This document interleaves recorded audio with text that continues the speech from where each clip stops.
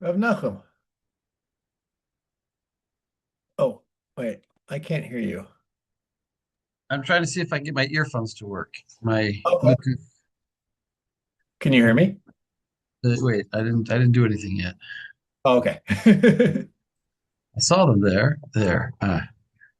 It says connected, but I don't hear. I don't know. Let me try talking. I hear you, Joel. What? I'll say some Oh, chiddush from on Zoom? What does that mean? I got to change it on the audio of the Zoom also. That's what it is. Select speaker. Okay, there. Here, talk. Okay. I don't have Oh, anything good yeah. to say. Testing one, two, three. Is this thing on? I Hello, hello. I B'yat Shem hear lo you. yishterach I Anochi hear gam you, im but shel shomer, right? can you count? Can you count in hexadecimal for me? I Down control I Command Tom.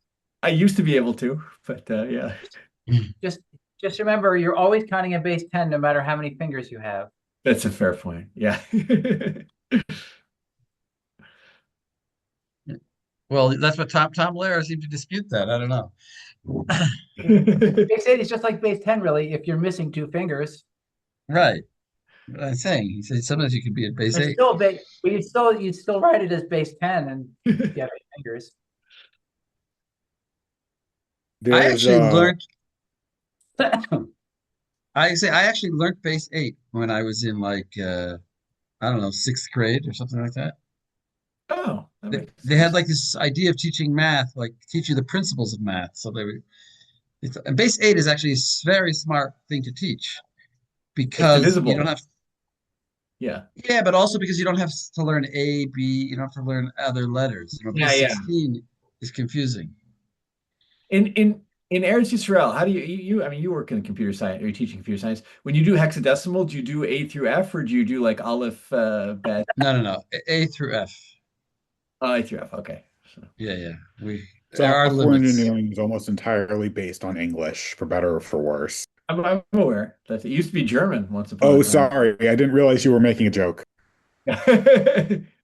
So But wait, how can I I don't reduce know the if I ever volume? Still program. if I ever told the story when I was an undergrad, I had a class, we had a fluid flow problem, and I had this neighbor who was a emeritus professor of naval architecture. So I went to him and I asked him about the problem. He says, "Oh, I wrote a paper about that topic." And he handed me the paper and I went home. He said, "Give it back to me in a couple of weeks." And I said, "Okay." And I sat down to read the paper and it was in German. And I don't speak German. And so then he asked me the next week, he said, "Did you like my paper?" I said, "Oh, yeah, it was great. I'm working through it." I didn't know what to say to him. I didn't want to admit that I didn't know German. I probably shouldn't have lied, but I didn't want to admit that I didn't know German. True So, story. The reason I learned Russian is because I needed to read physics papers in Russian because they were no longer getting them in translation when I was an undergraduate. And so I have an entire collection of primary sources in Russian downstairs that I will probably never use again. But if anybody wants to read about the theory of fields by Landau and Lifshitz, I got you. Landau. Yeah, Landau and Lifshitz. That's you don't have it in translation, Josie? I have some of them in translation and some of them in the original. It's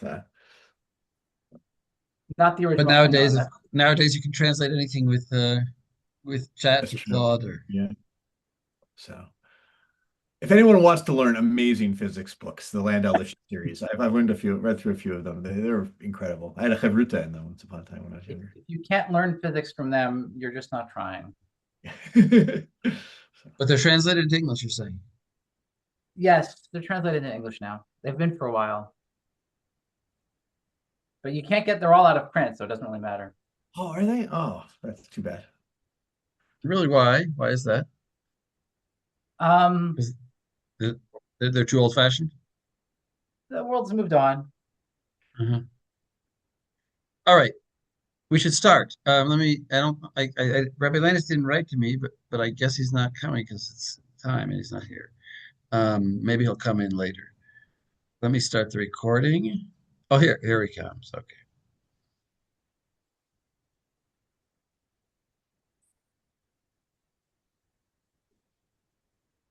Josie, do you So want to start with I, I just got a, I just a little while ago, an urgent message from Ori saying that he wanted to cover just a tiny bit extra in Naor from the Beit Yosef from last week. So I would like to encourage my chavruta my other chavruta, my new chavruta, to cover that little bit, and then we'll move directly onto the Shulchan Aruch, which won't be chazara for anybody who went to the Thursday class, which was only Max. It'll just be a little deeper.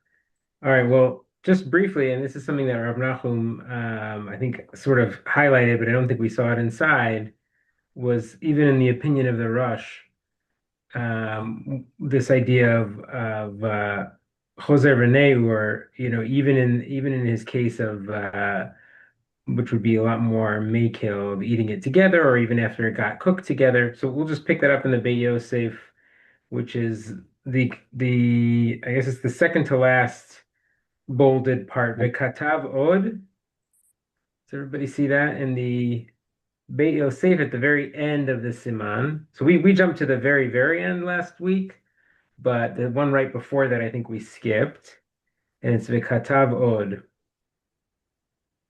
Does everybody have that? Yep. Okay. So I'll read it just so we can just do a little quick dip into it. וכתב עוד, אף על פי שמותר לאכול שלושתן כאחת.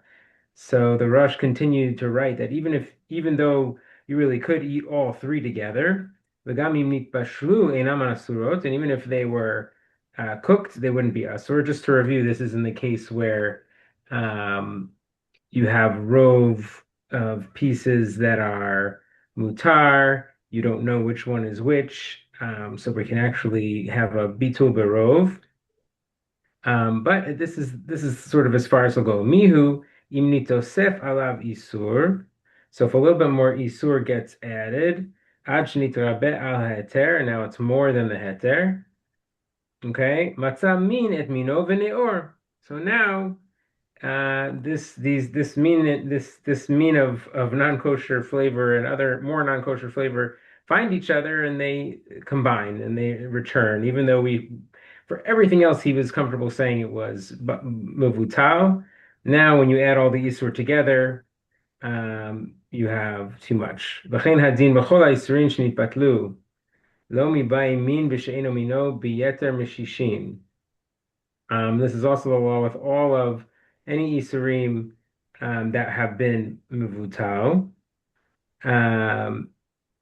You wouldn't have you couldn't have a case with min b'she'enu mino more than 60. ואחר כך נתוסף איסור שמצטרף עם הראשון לאיסור, and now a little bit more comes in and brings it back to isur. שהרי נצטרף יחד טעם האיסורים ונתן טעם בהתר. Now the flavor adds back together and puts that flavor into the heter.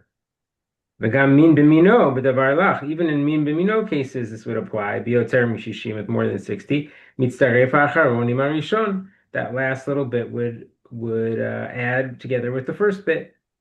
Afal gav delo yaib taima. Even though this doesn't have actual flavor, we've seen this concept before. Ki chachamim gazru min b'mino.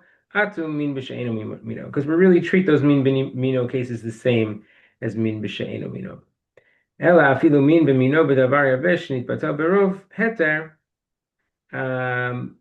Even min b'mino in a dry thing, that what in like our case, the case we started with in this siman, with heter afilu min derabanan. V'achar kach nitosef isur matzah min et mino v'neor. So he's just repeating. That little bit of min is going to find the rest of it. And then he sort of brings that out in the example of truma. I think he sort of tries to prove it in the case of truma, which might be more confusing than helpful right now.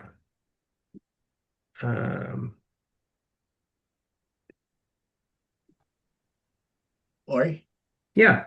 Yeah, I just was thinking, the idea of a choser v'neor, and this idea that, even though something is batel, it never really completely loses its isur status, right? There's still some sort of, flag on it that it can come back. It reminds me a lot in Devar sheyesh lo matirin, right? Rashi's explanation was why eat something, that you could eat in full heter later. Why eat it now in some kind of lesser version of heter. That there is like some sense here that even bitul is not a complete act. It's a something that we're allowed to do b'diavad, but it's not like the Isra is ever fully left, even though this is maybe the extreme case in Yavesh B'Yavesh of like a heter or an Isra completely turning to a heter. Even there, we're not willing to ever say that it's completely gone.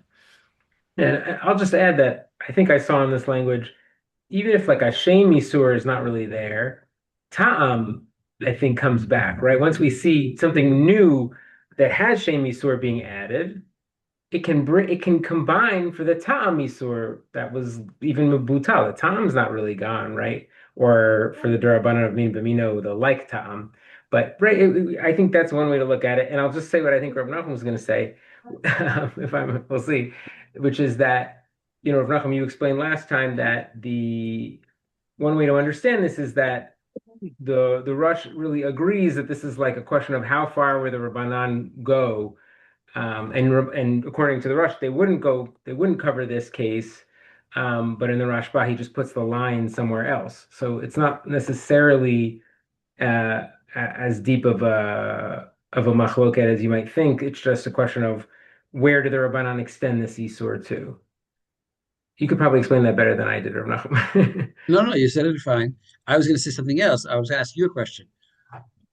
Last week we read earlier that he says vaheter vaiser nafach laheter.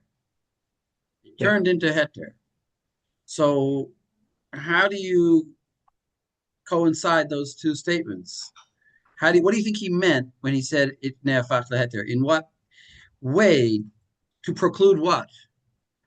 Well, I mean, instead of saying in what way did it nafach laheter? I think it's Yeah, I more mean that's the challenge. Go ahead, Josie. it's like ilu nehafach beheter. It's as if it were, and that sort of gives you the permission, but it isn't actually. He's not actually going all the way to say, yeah, it's actually this one little piece of Nevela chicken in your chicken salad is now Right. magically converted into kosher chicken. It's as if it were, and you can treat it that way because that's the practical, that's the tachlit, right? That's where we stand. But it isn't. It Right. never actually. Well, in particular, what did he let you do? He let you didn't he? What did he let you do with the? You could eat it all at once. You could eat it piece by piece.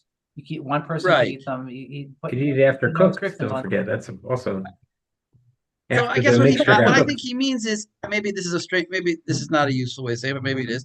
Maybe he means to say that like in din it turned into heter. It has a din of being heter, even though in mahut in its essence it's still isser, and therefore it can come back to haunt us if more stuff comes in. But it's got a din of heter, and therefore you have no business saying you have to eat them partly, one by one, or anything. It has a full din of heter. But but it doesn't mean that it's substantively become heter. So nefach just means the That's halacha views it as heter, and therefore don't add any kind of restrictions on its use. You're saying benapach in terms of social definition. It was. I mean, based on what you said, it was Yes, awesome. And now, so people, might or theoretically refrain. And now, all of a sudden, we're talking, and it's the din. The din is the din. The social behavior has changed. and also it makes a lot of sense what he's saying. We don't want to have things floating around our kitchen that you can eat it, but you can't eat it like this, and you have new categories of items in the kitchen that it's a head there, but it can't be fully done. You can't do everything. It is kosher beef, but you can't do this with it. You can't do that with it. Either it's Okay, kosher, either you treat it. In other Yeah. words, what your cooking behavior with it or your eating behavior with it should be treated as any other kosher item. So you have mahut din, and I said social, but I think here halacha as codifying social behavior, because it's just too, as you say, I think you're 100% right. It's just too problematic. There's enough problems in the kitchen. At least my kitchen. Which reminds you of the joke. Everyone knows the joke. I heard it in the name of Rev Soloveitchik, but I don't know who really it was in the name of. But he came back. His wife said, I told you came to about the it. I told you. I think I heard it a little before. He Then you came didn't into hear the it. If you kitchen. didn't hear it from me, you didn't hear it right. So you tell it, Um, or I'll the tell it. the Rebbitzin was quite ill. They brought her back from the hospital right before Pesach, and Chaim, who was younger, and I guess he must have been in his 30s, whatever. And they hadn't kosher, but before they brought her back, they decided, what are we going to do? We haven't done anything in the kitchen. He said, well, we can start working real hard, or we can learn the halachas and do the minimum. So they did that. She came home and she almost collapsed coming back from the hospital.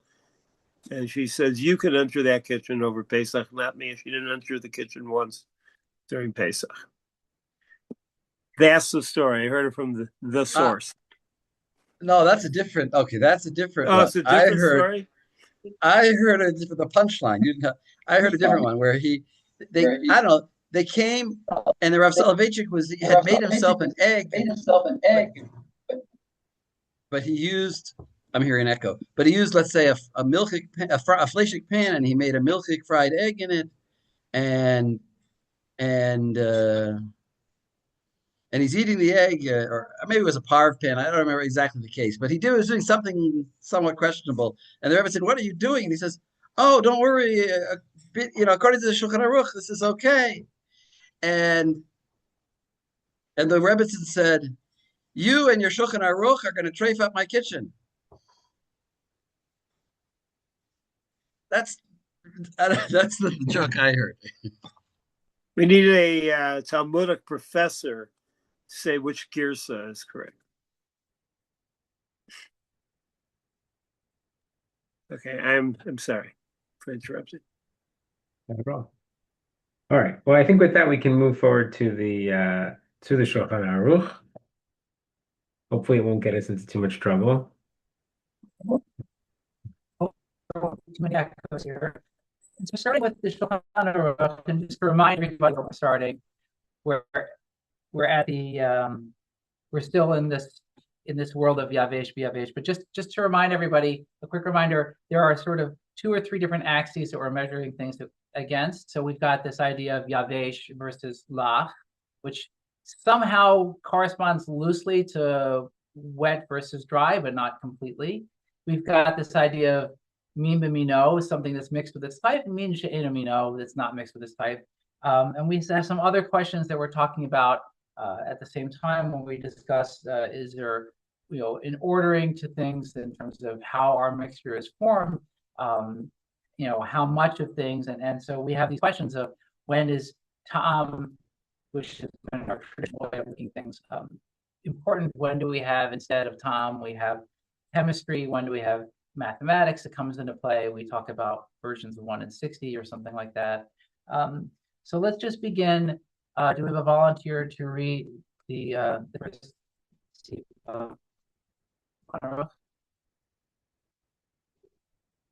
Ruben, would you read the first Seif? I would be happy to.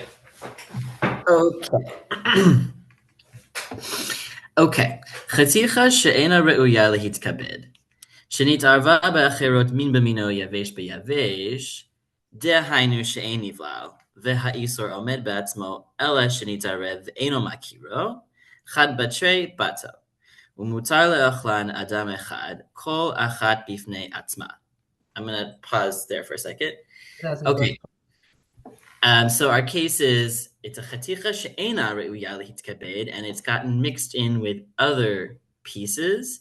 Min b'mino yavesh be'yavesh, and we're specifying that means that they're not nivlal, they're not all mixed up together such that they're indistinguishable. Is that how I should understand nivlal? Like they're all separate chatichot that are recognizable as themselves?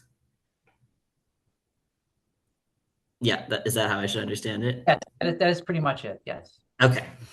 Okay, so they're all distinguishable as separate pieces. That Isser Omed Be'atzmo, There it is. There's the Isser. You can point it out. But it's gotten mixed in with the other pieces. The Eno Makiro, it's still there. We don't know which it is. And it hasn't been removed because we don't know which piece it is. In such a case, it's Batzel Chad Batre, Batzel Barov. And you can eat it, and anybody can eat. Mutar le'achlan adam echad, one person can eat it. Kol echad bifnei atzma, they can eat it piece by piece. But they can't eat all the pieces together. Here we're using shloshtan, I'm assuming because of the paradigmatic case. So they can't eat all three pieces at the same time. Should I keep going? Let's stop here for a second. Let's discuss this a little bit. So who is the Mechaber following here? Like, he skips an awful lot of the introduction and he sort of cuts right to the chase here. Who is he poskening like? The Rashba. Okay. And what's motivating sort of skipping the entire discussion of the Balatruma, given what we know from what we learned from the Basios?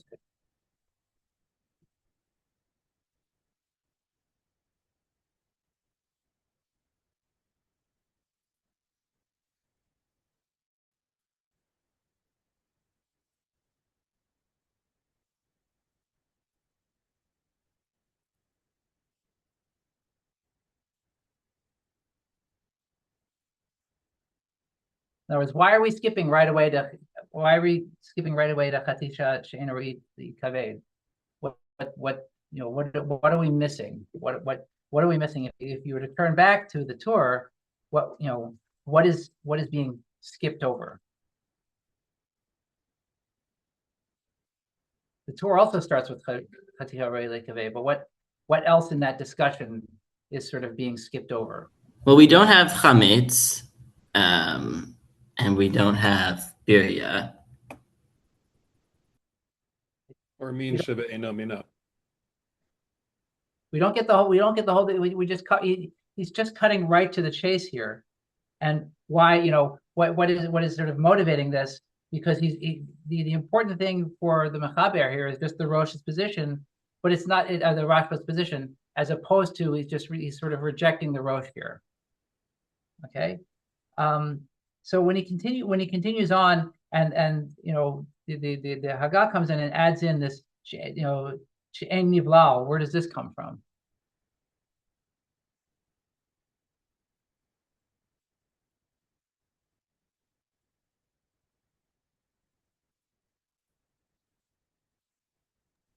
I think he's bringing in the explanation that we saw. Interesting that the Rama is bringing in the explanation that we did.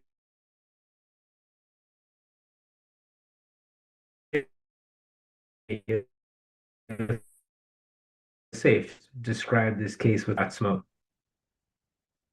Okay. And the other question I wanted to also ask in terms of the mathematics here is Chad Betray. This is sort of like the smallest case of Rove in sort of these finite pieces. Does this also carry on to say 50.1% versus 49.9%? So how do we interpret Rove in this case? Is it strictly Rove? Is it somehow greater than that? Like, this is the smallest sort of quantifiable amount that we could come up with in terms of mathematically expressing it. And what if one piece is larger than the combined volume of the two pieces? We're going to get to that. Okay. We're going to get to that. In other words, is it something that we simply count pieces, or is it something that we consider the volume? Is it mathematics? Is it physics? Is it statistics? How are we looking at this entire mixture? What is the nature of our mixture here? These are the questions that we sort of have to, and the Mechaber is not addressing that directly, but the Nosei Kalim do take this into account. Okay. So let's take a look at we want to take a look at the Shach here. So let's take a look at Shach Bet. Would you continue there, Ruben? Yes. Okay. Shach Bet. 1 second. Which is min b'mino. Aval shelo b'mino tzarich shishim k'de b'samuch. Okay. So when we say when we say we say min b'mino, but that's to exclude shelo b'mino, in which case we require shishim. So specifically there, what are we concerned about there in the min b'she'eno mino case? Ta'am. You want to continue with Gimel as well? Yes. Okay. She'ein nivlal. V'katav habach dekemach bekemach kevan denivlal mikre lach balach ad kan l'shono. Let's pause here for a second. Okay, so the Bach says that kemach bekemach is considered lach balach, surprising, which surprised me certainly, since it is so mixed up.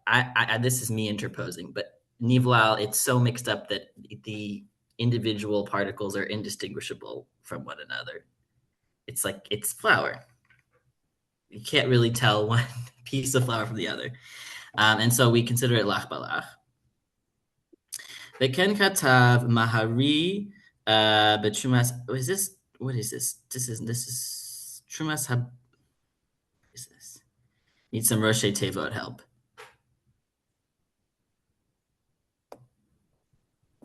Truman Hadeshen. Thank you. Okay, thank you. Mahari betrumat hadeshen. Beshem hasmag umevi'o beis Yosef v'darchei Moshe be'orach chaim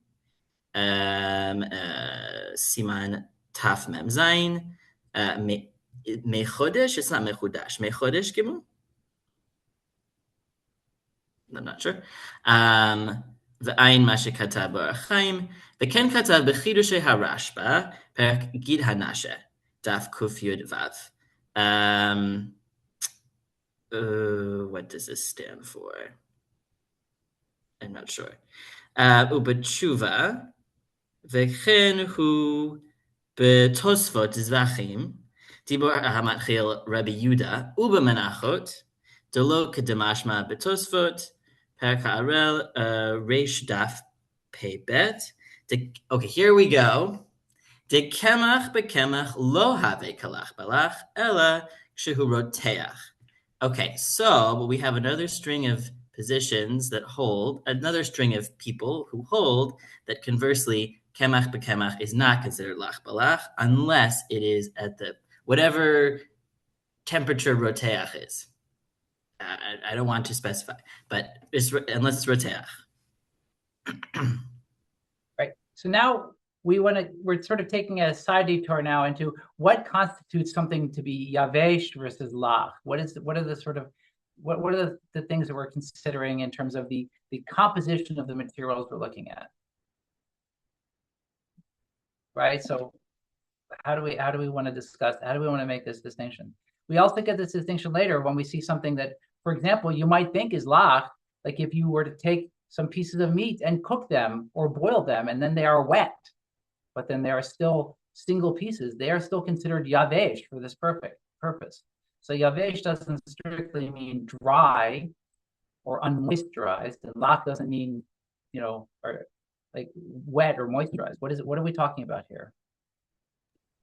I would perhaps go with there's sort of there are two levels of it. So the first possibility is that lach means either literally this wet stuff, or then we have the things that you can't distinguish from each other, even if they're dry.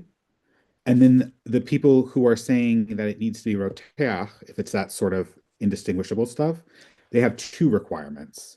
So they're more strict on where that comes in, but they would say that if you can't distinguish them, then if you have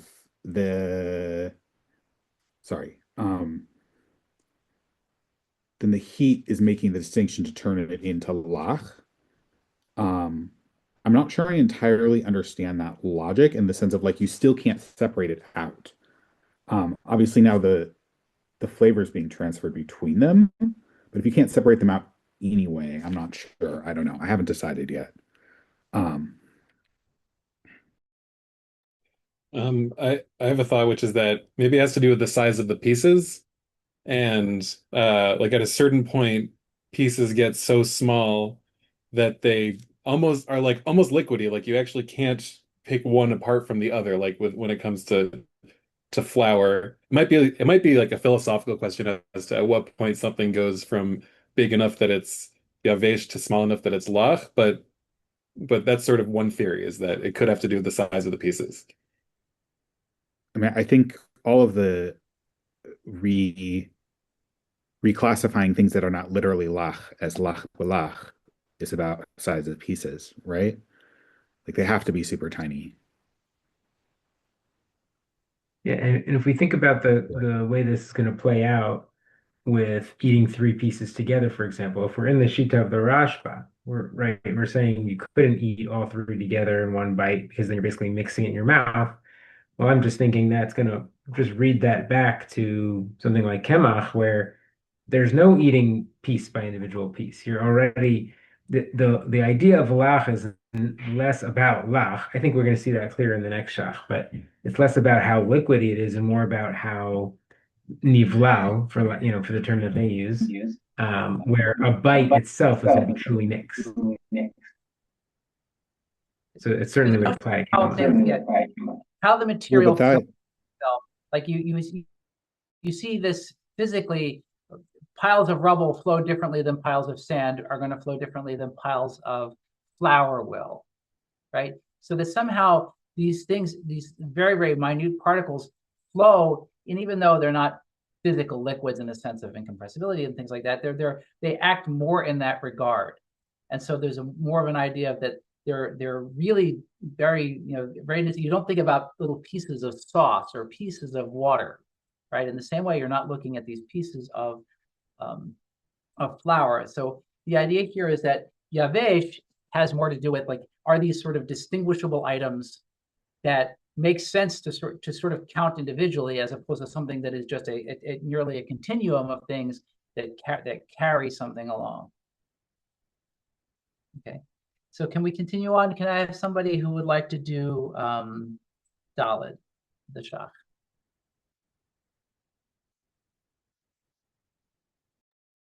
I'll be happy to read Dalit. Oh, thank you.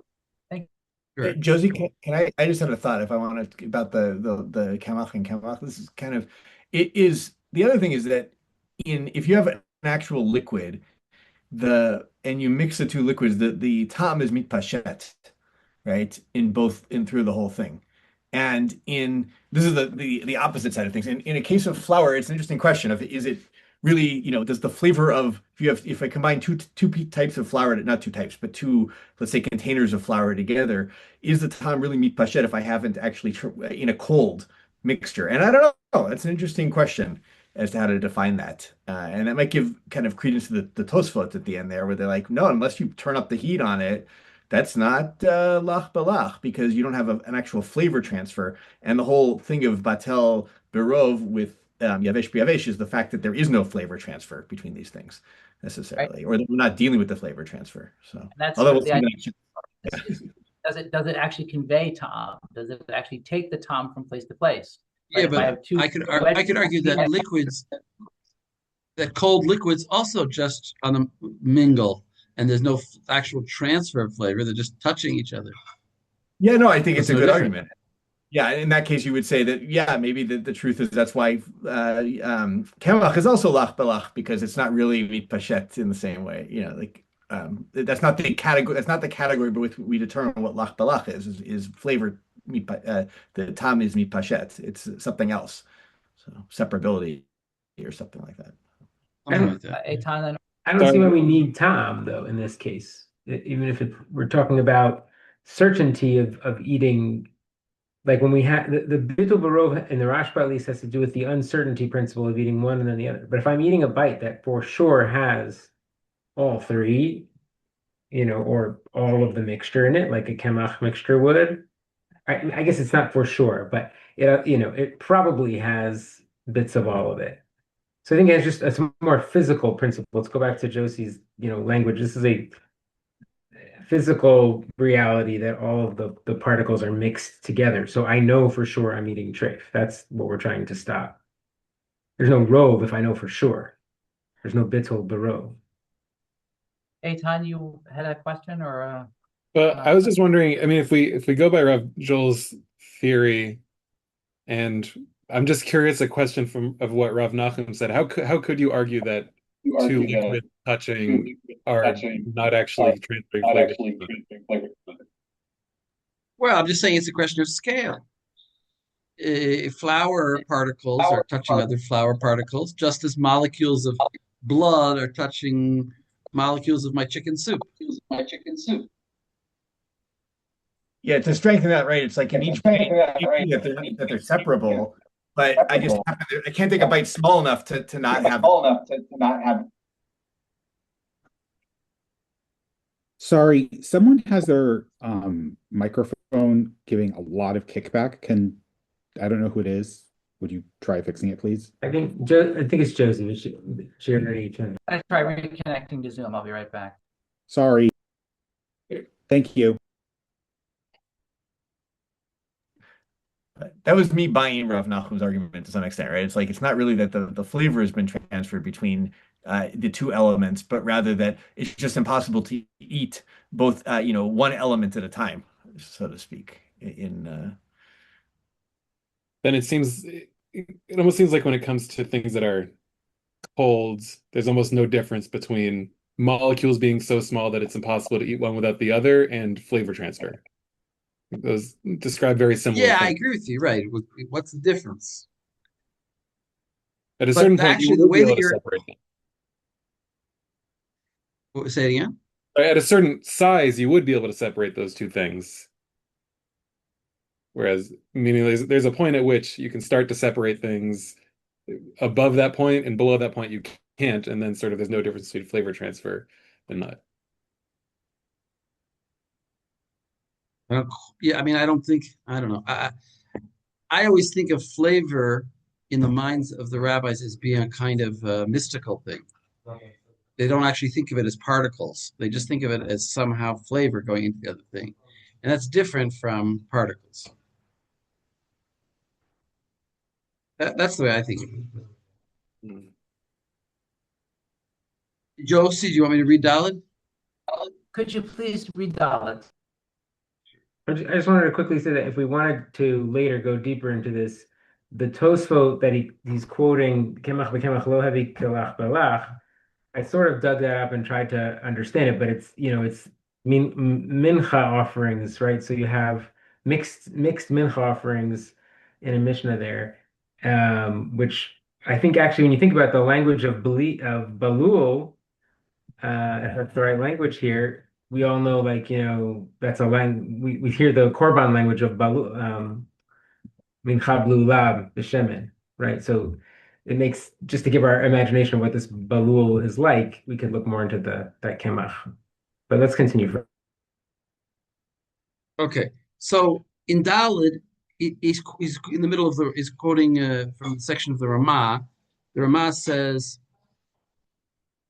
it says min b'minu yavish b'yavish, and he says, what does that mean? The Ramah says, he says, the hainu she'ein nivlal ha'isr, ein nivlal, it's not mixed together in a way that can't be distinguished.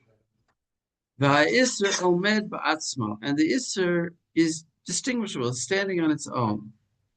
It just okay. So on that he says, v'isr omed ba'atzmo, el shehu murav imacheri, but it is actually mixed with others.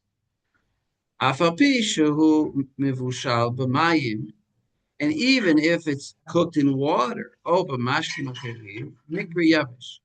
So even though it's boiled in liquid, we still view the pieces of meat in the liquid as yavish, as a yavish b'yavish mixture. So there will have to be yeah. Rav Nachum, you use the word distinguishable, and I think distinct may be better because distinguishable, if you knew which one it was, you would have to take it out.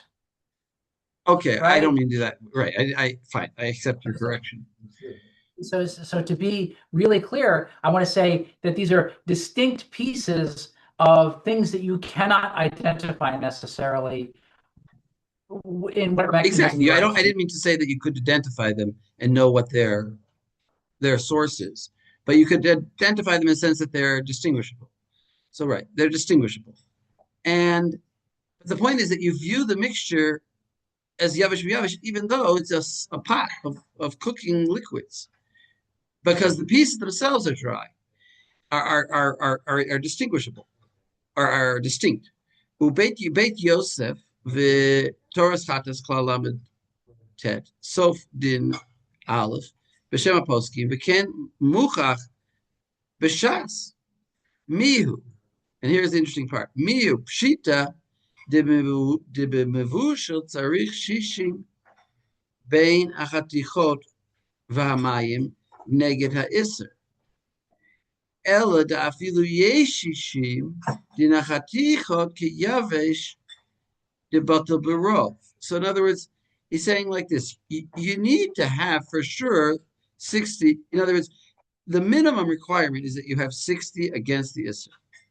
In like we learned in the Gemara, the Gemara said that what counts against the Isser? The kifa and the everything in the pot, the pieces and the liquid. You need 60. Then so what's the question? But we still need an additional thing that the pieces, if you don't have rove against the Isser pieces in the pieces, as you got to have, let's say, if 6 Isser pieces came in and you have 60, you still need to have 7 kosher pieces in the pot, in addition to having 60. And that's really the whole discussion here. Actually, that's the whole case. V'im ein b'chatichot rov, kol hachatichot asurot. And if you would have only, let's say, 6 versus 6, then the pieces would be asur. Afal pish yeshishim. Even though in the pot as a whole, which include those 6 pieces, you just barely had 60. You had 60 against the 6 that fell in, but you needed those 6 to count. But those 6 pieces you can't eat now because you don't have rov. The kaimelan, the kmashalan, no, the kal lahavim. Yeah. Kal lahavim, yeah, it took me 3 times. The kal lahavim. The kain muchach b'shas poskim, and it's obvious, and that's what it seems like from the shas and the poskim. So I think I think he's reframing the whole case here. I mean, what if it? I mean, I guess also the possibility of them being completely dry, but there's always going to be some liquid when you're cooking them. If you're cooking them, there's going to be some liquid, and so he's saying you need to have 60. So if it's any case of cooking, it seems to me you need 60. Eitan? There's something about this that I want to make sure I understand, which is if you, for example, have like a pot of chicken soup with 2 pieces with a whole bunch of liquid that's more than 60 times whatever nevela pieces of meat you have in the chicken soup. You have 2 pieces of nevela and 1 piece of kosher meat. Does that mean that you just can't eat the meat, but actually all of the liquid is totally kosher? Exactly. That's what I understand it. Yeah, I think it's helpful to just think of it. For me, I like to explain it as 3 pieces, like sort of we were picturing in the Yavesh case. Now just put them in a pot with 60 liquid against, however much treif, but you still have 3 distinct pieces. It comes back to what we were just talking about. What is a piece? It's omed ba'atzmo. So just because it's cooked doesn't mean it's not omed ba'atzmo.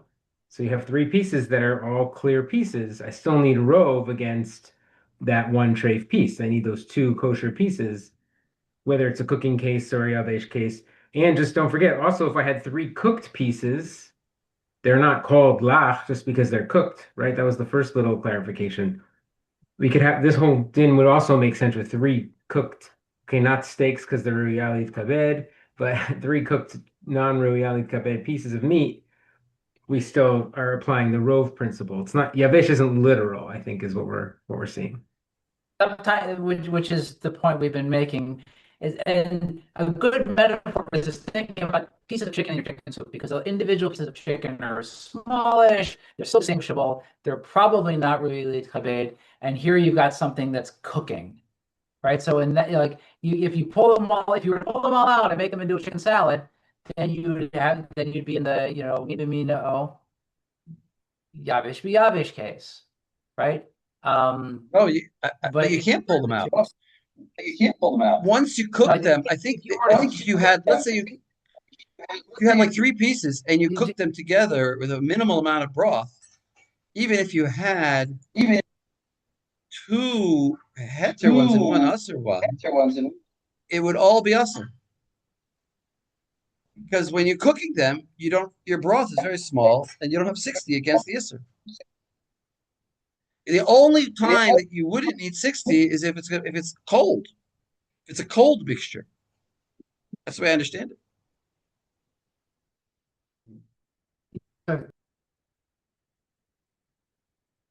Rap Joel, go ahead.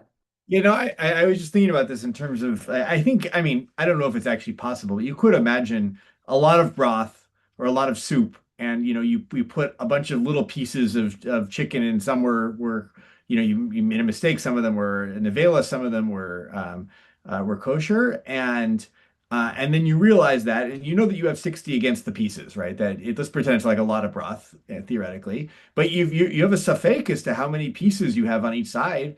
You may say that the tom is now batel, but you'd have to strain out the soup. You'd have to get rid of all the pieces because you're safek deraita at that point. Because remember, and so, I mean, I think physically it may be very hard to ever get to that case. That's the one thing I can imagine is that because as Rav Nachum said, like, can you imagine a case where you had that many pieces? Unless it was like two pieces or something like that, and you had the broth was so overwhelming, but you only had, you it would be unlikely to be 60 to 1 in the tom category if you have pieces of chicken in there or pieces of meat.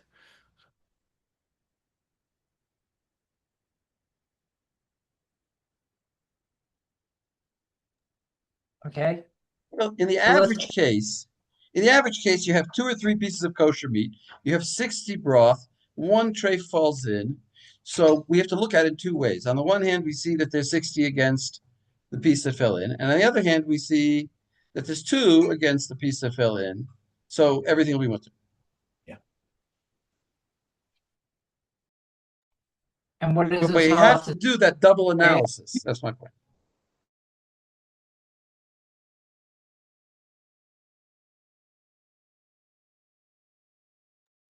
All right. I apologize for the audio feedback if anyone else is unmuted when I'm on. This is not something I planned for today. Can we continue with hay in the shop? Do we have a volunteer for that? Jacob, can you pick this up? Yeah, I can do that. Chad betray Batil. Hator hevi machlokat haposkim gabe Yisrei hana kagon chametz pesach uchai gavna. So the Torah brings the arguments of poskim by Yisrei hana, Surim of benefit, like chametz on pesach and things like that. V'amechaber hashmitu kan lefi shesamach amas katav be Orach Chaim Siman Taf Mem Zayin, Dafilu be'elef lo batil. The Sheish Omrim Dechamit Shava Lashar Is Urin. So in the Mechaber, you know, I guess kind of doesn't really cover it here, because he's really relying on what's written in Orach Chaim Siman Taf Mem Zayin. That even in 1,000 Isurei Hana are not batil.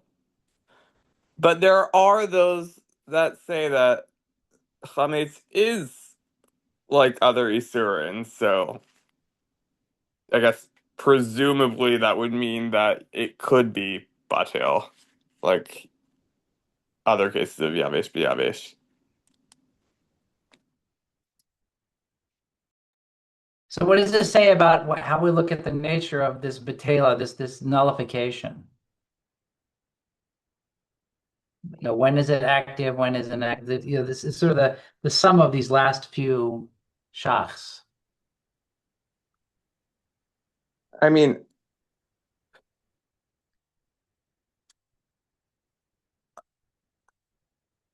with hey, I'm thinking, what is the significance we give to this particular Isur? And how does that significance impact how we make our decision about whether it would be batel? Um, I mean, I'm not sure if it's like I think to me this last one is operating on a different frequency, but other ones are just more about the nature of what Yavesh v'Yavesh is and um how much it's actually possible if there's going to be some liquid among it when we cook it or heat it up, that maybe some liquid will come out, and so it's cooking in liquid. So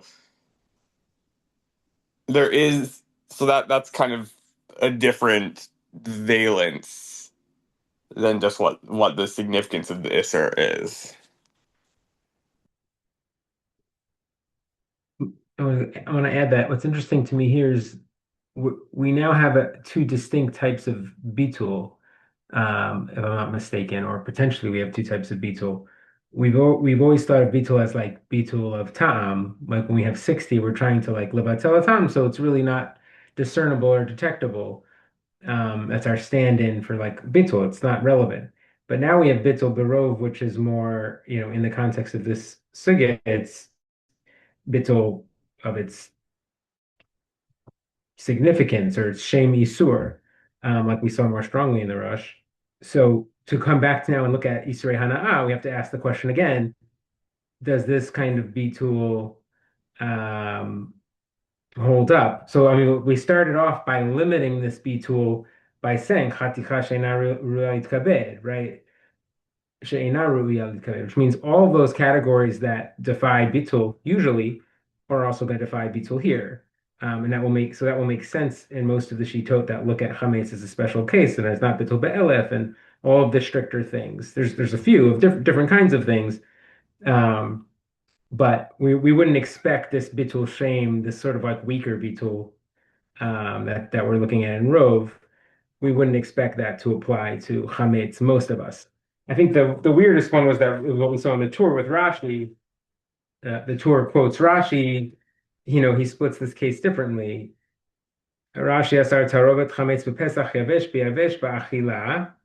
So Rashi didn't allow it for eating a matiroba hana'ah, but this bittul barov yavesh biyavesh, Rashi would have allowed hana'ah, but matzricha shlich echad mehem lenahar. You have to do the throw it to the river trick, to just, I guess, add to the plausible deniability. But he doesn't carry the Yisur hana'ah all the way over.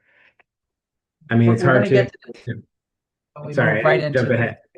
Yeah, we're going to get into the Ramah, which is coming up now. So do you want to take this, Ori? sure. Keep going in the Ramah, in the Start Shulchan at the Aruch. Haggadah.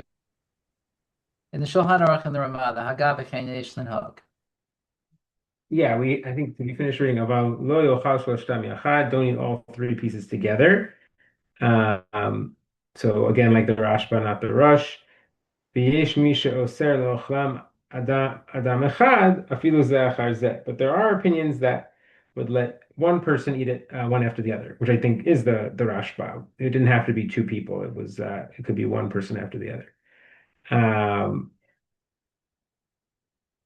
okay, sorry. The Rashba would allow one person to go three after the other, but we saw a couple of intermediate shitot where you would want it to be a different person. Haga v'chen yesh linhog lechatchila. Okay, so the Rama is holding a little bit more stringently lechatchila than the Rashba. You don't want one person to eating all three. That's step one. V'yesh machmirin, and there's even more machmir than that. Lashlich echad o liten la'oved kochavim. That was Hagav Shardura B'Shem Maharam. We saw that in the Beit Yosef the other day, that some would be even more machmir to toss one of those pieces um, specifically to a non-Jew, because if you're imagining that it might be the treif piece, do you really want to give that to a Jew? We saw that as a chumrah, though, even in the original language, that was considered a chumrah. The Eino Ela Chumra Be'alma, as the Haggadah reinforces, V'chein Zeh Shenit Arev B'mino, V'chol Zeh, rather, Shenit Arev B'mino. Okay, and just a reminder, all of these cases we were just talking about min b'mino. Aval shelo b'mino, the ein makiro, but in this case of lo b'mino, and we always have to just remind, and you can't recognize it, right? Otherwise, our case doesn't make any sense. A piece that you don't recognize, but it is technically a different kind of flavor, different kind of piece. Afilu yavesh biyavesh tzarich shishim. So, but we still need to have 60, even in this two separate items case when it's min b'she'eno mino. The Torah had brought that b'shem ba'al truma v'od harbe poskim. Ve'en chiluk b'chol zeh ben ima yisur midirabanan or midoraita. And none of this is any different if it's an isur midirabanan or an isur midoraita that we're talking about in the first place. Beit Yosef b'shem poskim. The loka go shari dura. V'ayin le'il siman kuf chaf bet v'im itarvu kelim bi'achad. We'll deal with confusing different vessels together. So the fact that the Ramah here is saying it doesn't matter whether it's Midoraita or Midorabanan, what does he think is missing in this case that you might have thought was there? Right. You might have thought that if we're extending this Isur to Shalobamino, we're extending this Chumrah to Shalobamino, that's a Derabanan. So you might have thought to yourself, okay, well, if it was an Isur Miderabanan in the first place that I was trying to avoid, maybe I have a string of Derabanans now that would undo it. And he's saying, no, it doesn't matter. Once we have a Isur, an Isur of eating something, it doesn't matter if it's an original Isur Derabanan Doraita, we're still going to treat it the same, even if this Derabanan level of min b'she'ino mino bitu barov, or sorry, this tzorech shishim, this need for 60 is essentially Derabanan. It doesn't matter what the original Isur was. But what I want to get to here is that what is missing here is the idea of a doubt, right? Because if there was a doubt injected here, you might be able to be makel with a midrabanan isur, but you wouldn't be able to be so with a midrata isur, like for example, chametz b'pasach, right? So what we're saying here is that the Ramah is saying there is, in this case, no doubt going on in being injected into this problem. We know for certain that there's something that you cannot eat in this mixture, right? And therefore, that's the position of this of both his more stringent position and also the yesh machmirin piece. Okay, so the next thing we're going to do is this quite involved shach tet, but I think doing it right now before the break is probably unwise. So let's take a 5-minute break. I have that it's 58, so we'll come back at 14:03 or 22:03 Israel.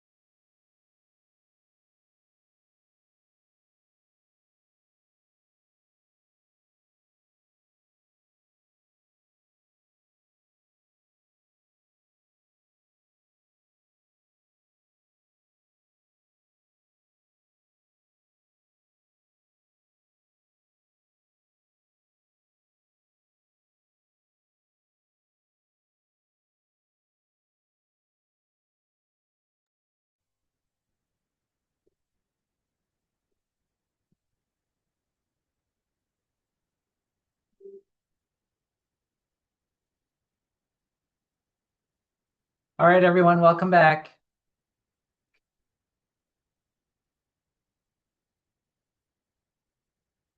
So Ori and I had a little back and forth about whether or not to go deeply into the Shach Vav, where he does discuss a question that was brought up earlier about how do we do volume versus something else. I'm just going to do it quickly because, as Ori points out, he makes a call, but I was a little ambivalent about going into this because while he makes a call, he doesn't provide much of a justification for it, except for the strict scriptural one, which is but Echad B'Trei Batil, he says, Kolomar Barov, Ki Dichtiv Achrei Rabin Lahatot. So we just have this idea of it. Yeah, it just matters that you're going after the majority here. But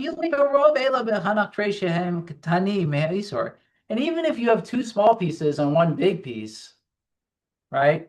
And you're not sure what it is, but the reality may be that it's one big piece of Isor, two small pieces of Hesper. It's still a majority of the pieces, the number of pieces are Hesper.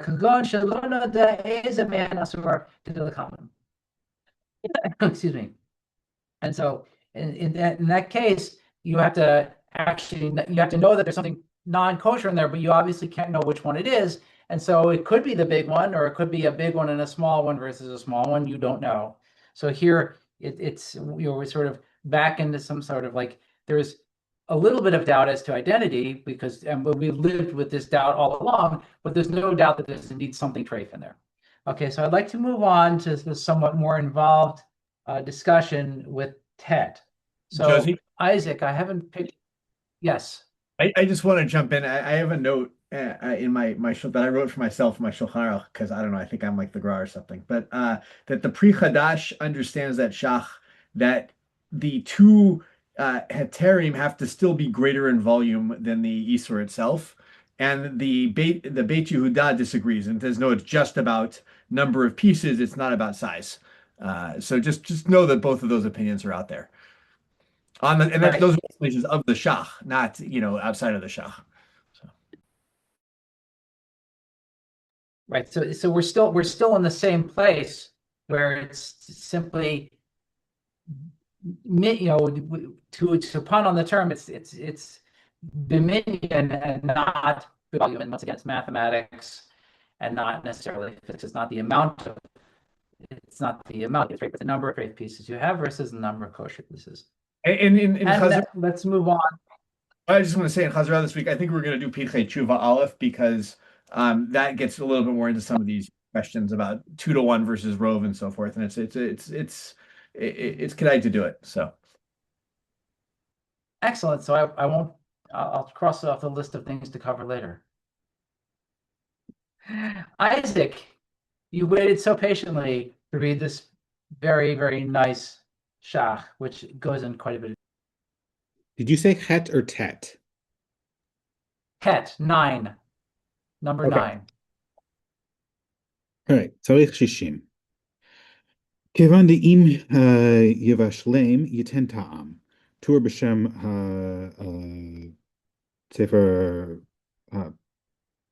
something. וכן כתב הר"ן וזה לשונו. ומיהו כי אמרינן דיבש ביבש חד בתרי בטל אפילו מדרבנן. הווה מן מין במינו כיוון דמדאורייתא אפילו לך בלך ברוב הבטל. לה אחמור רבנן ביבש. אין אומרים למתי לידי איסור דאורייתא, אבל מין בשאינו מינו ולך, אז לינם בתר טעמה, אפילו ביבש נמי, בעינן 60, כי היחיד אם מבשל להו, לה לידי לידי טעמה, דהווה איסור דאורייתא עד כאן לשונו. Okay. So if you were to cook these things together, then it would impart flavor. And so the Tur, quoting someone else, and also the Ron. I think it's the Bala Truma. Bala Truma? Yeah, this is the Bala Truma, the Sefer Truma. It's the Bala Truma that the Torah opens. Cool, perfect. So now he's quoting the Ron. How is it? How is this the case? I am surprised, given that we say that Yavesh by Yavesh is Batel Berov, even Derabanan. And when you have, and this is in a case of Min Bamino, since Deraita, even Lach Balach is Batel Berov. Um, the sages were not more lenient with Yavesh B'Yavesh. Or Um, more stringent. in sorry, what'd you say? I'll ask more about they weren't more stringent. They were not more stringent. Right, that's okay. Sorry, I'm not sure we disagree. You just said they weren't more lenient.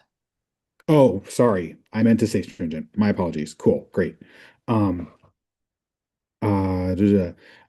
so we don't say that it's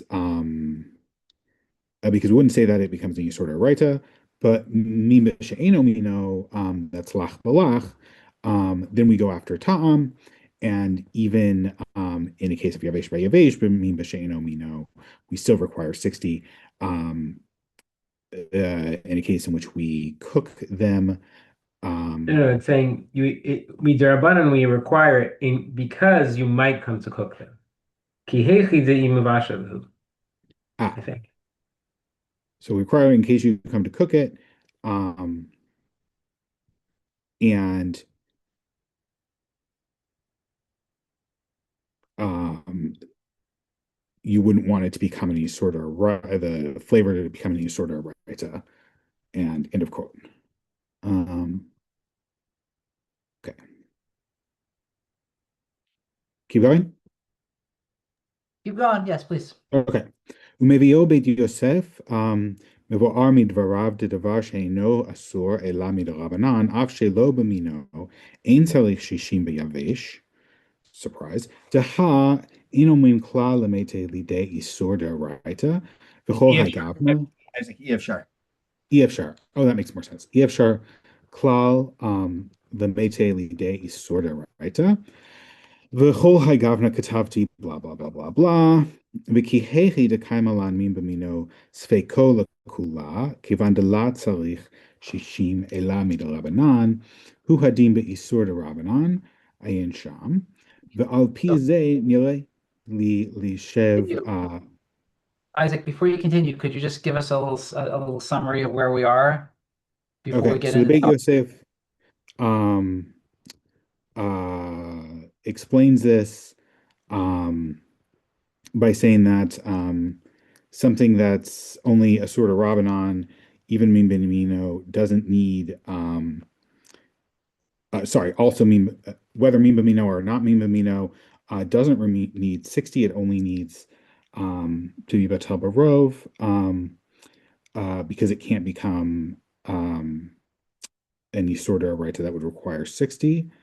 And then I explained this, blah, blah, blah. And in a case of Min Bamino, it's a suffix. In a case of a suffix Min Bamino, we go Lakula, because you don't actually need 16.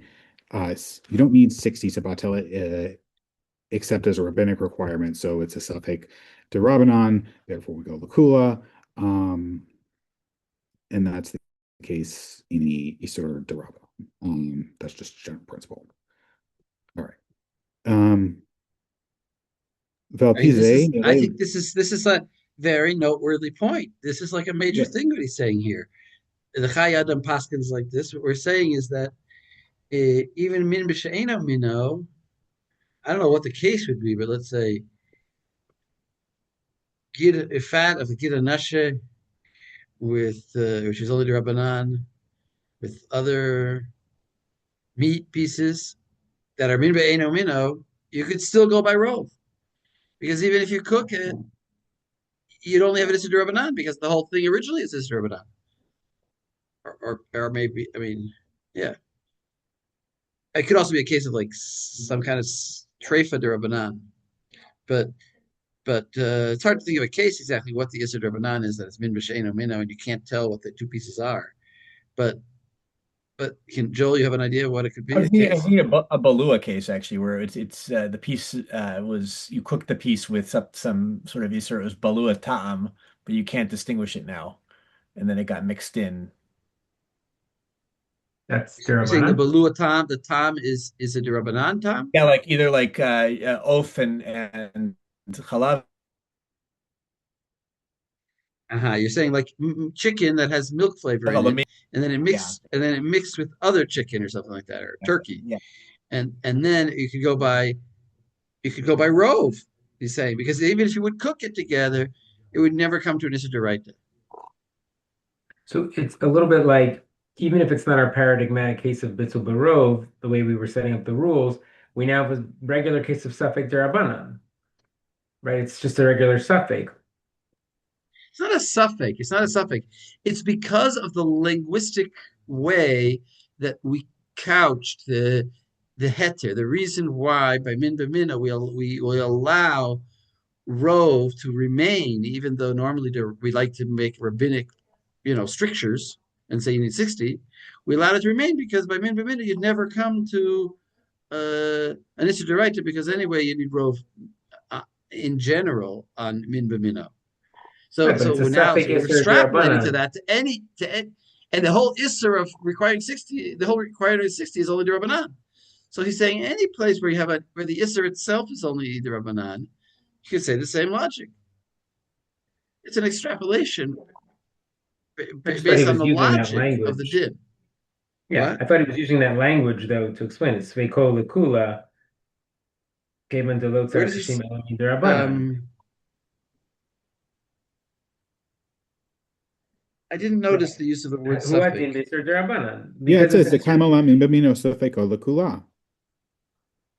Ah, came into Lotzar Shishim Elamim Derabanan, because it's a Midrabanan in the first place that you need the 60. It's still a possible situation that I've transferred this Isser Derabanan. It's possible, but it's a suffix. So in that suffix Derabanan, I now can go Lakula. I think I'm saying the same thing. It's just a little bit different than the normal way we think of Rove here. Nachum, are you saying in Gozrin Gezerah al Gezerah? yeah, I'm saying in goes rim gezer al Rabbanan, Is that different which then is than what I'm talking about? Because we so think about this as we play it as a derisa, but it's not a derisa. So therefore, when it finally comes to this kind of situation, it's not just it's like face the facts that everything is drabbanan here. right. Well, I'm just looking at the language again. I think exactly what I was saying. But I'm looking at the language. He says kihechi de kaimelan min b'minos sveko kula. When it says kihechi, what it means is just as we also hold this other din that min b'mino is sveko doron. He's not saying that this is a suffix. He's just saying that the logic here is similar to the logic by a suffix, but it's not that it's the same. So It's it's not not a technically a suffix. suffix. It's not a suffix because you're saying there is definitely some level of flavor Yeah, like transfer. Joel said, there's actual milk in this chicken, and now this chicken is mixed with some other chicken, and it's min. Let's call it min b'sheina mino. No, no, but what you just laid out, that's there's not a suffix that Easter got into the heter. I think he's saying there's Right. a suffix of whether there's really ta'am because of it, because deraita you should be saying it's patel barov, but instead derabanan we're requiring shishim, right? Like But that's not because of a suffix. That's a gezerah, like Rabbi Landis was saying. I think he's just It's a saying gezerah. think he's saying that if you go back to the Nishbach case, right? The Nishbach case, we said, right, if it's Mim B'mino Nishbach, and we know we have Rov, but we don't know if we have Shishim, we go Lakula, right? As we know Lakula, because we know that the right, we're good. And we don't do that for Right. Mim B'Shem, And we said there, if you look over in that case, we said, and if it's an Easter Derabanan, we also follow that, right? That as long as we know we had Rov, we're fine in the Nishbach case because it's a Safek Derabanan. So he said you should be able to apply the same thing here. If this is just a gezerah on mimba mino, because mimba mino you'll never get to, in this case, as long as you know you had rov, you'll never get to an iser deraita. Well, then we should follow the same logic that mim b'she'eno mino, if it's derabanan, then in those cases, also the suffix should be or not suffix should be lakula. We don't make a gezerah lest you come to cook it, because lest you come to cook it, you never violate an Isur Deraita in the same way. Exactly. Whereas our case is not a suffix. It's just saying the same rules would apply that apply in the suffix case, they would apply in our case. But in our case, not a suffix. So let me restate this. The Isser Drabanan is intended to keep you from getting to an Isser Daraita. But if we know for sure you're never going to get to an Isser Daraita, then the Isser Drabanan doesn't really make sense here. Exactly. I don't understand. Good. All right, so now we're going to get into the Shachs Nir Ali. So Isaac, Okay. Sorry, gotta find my place again. ועל פי זה נראה לי לשב מה שנמצא בהגות שערי דורה, שני הגות something or other, desitre, sorry, I'm failing to read. Desitre deita hatam, I have a davar Or yavesh, Zarua. v'la I think it's lo Or asur Zarua. elami derabanan, afilu nitara. that or Zarua. That makes more sense. That makes more sense. There's the Or Zarua said two things that seemingly were self-contradictory. Okay. So yeah. All right. So Orzora says two things that seemingly are contradictory. In that case, there's if you have Yavesh Yavesh, and it's only a sort of Ramadan, Afilu nitarav chad b'chad mutar b'achila b'shnei b'nei adam. Orzora adkan l'shono. Okay, so if they're mixed together, and it's a 1-to-1 ratio, it's permissible for two people to eat them. Okay, that's statement one. V'chen hu v'hagha me'or zarah b'sof avodah zarah uvatar hachi bismuch ita v'zeh lashon or zarah b'masechet avodah zarah im hu davar delau asur elah midirabanan im nitarav had betray mutar ba'achila lishnei b'nei adam. Okay, so then we have a case where, so then we have it saying if it's a 1-to-2 ratio and they're mixed together, two people can eat it. So you would think this is telling us two different things. So what's with that? In other words, what's his bare minimum ratio for it to be permissible for two people to eat? Perush li Yisrael v'goy v'tzarich iyun or zaror gadol ad kan l'shono. So apparently that's a case in which you have a Jew and a goy. And we need to look into the Orzor more. What is the case of the Jew and the non-Jew versus two? Josie, I can't understand what you're saying. So which one was the case of the Jew versus the non-Jew versus as opposed to two Jews? I would think that the case of the 1-to-1 is the case with the non-Jew, because giving it to the non-Jew is like tossing a piece away.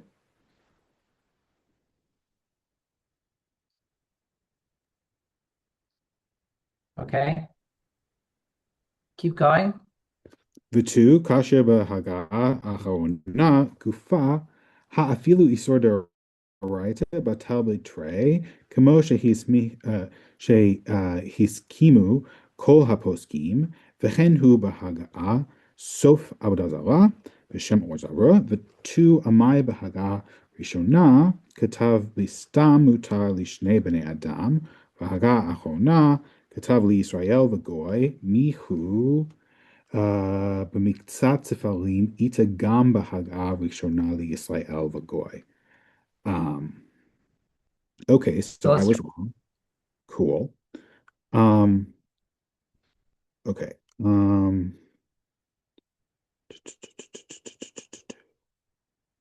Okay, so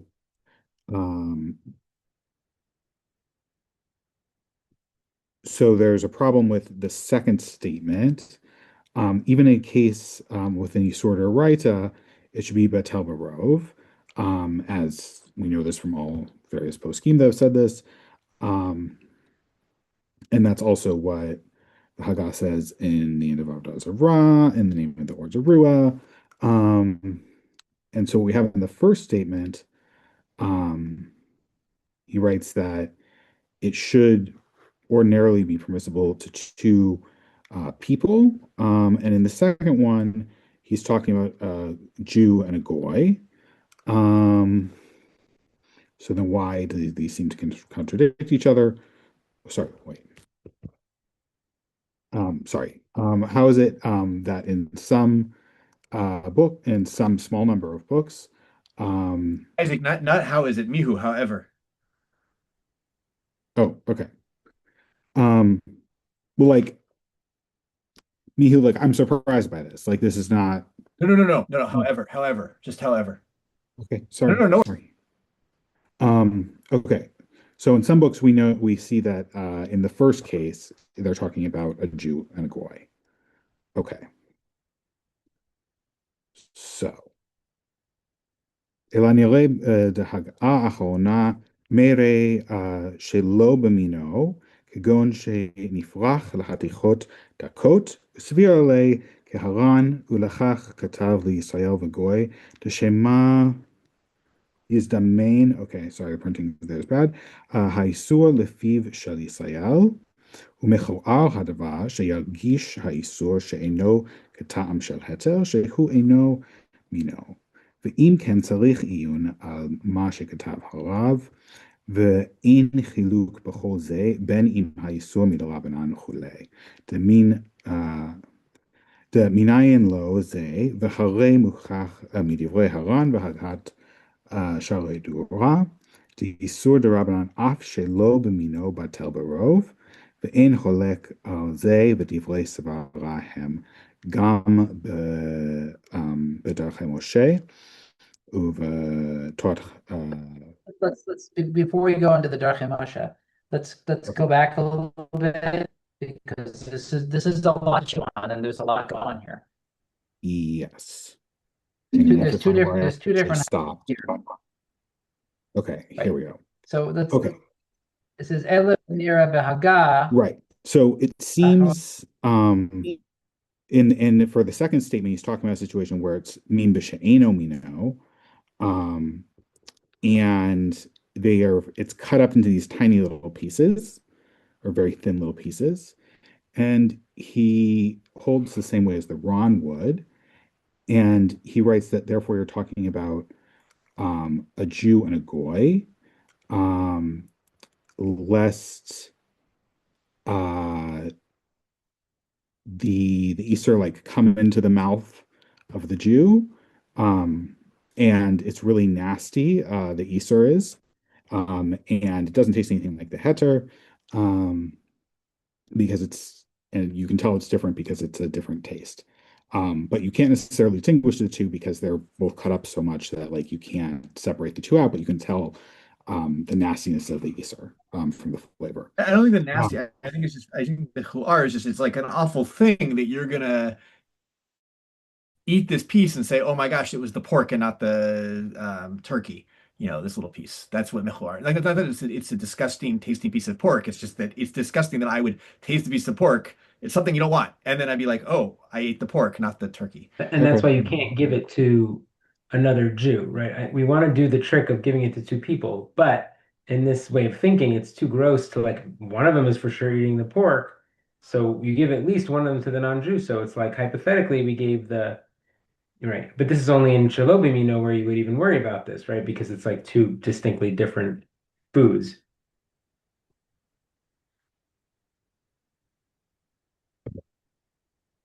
And if this is the case, we need to look into what the Beit Yosef said, or sorry, Sha'arei Dura said, and there shouldn't be any difference between whether it's Yisor de Rabbanan or Yisor de Raita, etc. Okay.